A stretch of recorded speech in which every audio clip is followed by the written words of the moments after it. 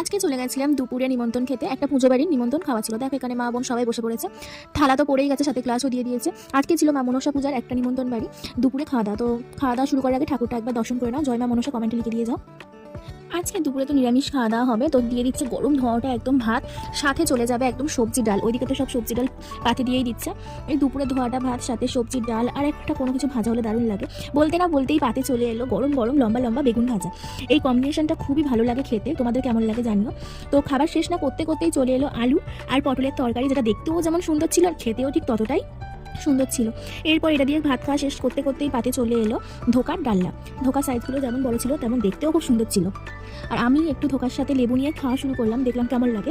একদম টেস্টটা ভালো লাগেনি। তো ধোকা শেষ করেই পাতে দিয়ে দিল খেজুরের চাটনি আর পাঁপড়, যেটা খেতে একদম খুব সুন্দর লাগে শেষ পাতে।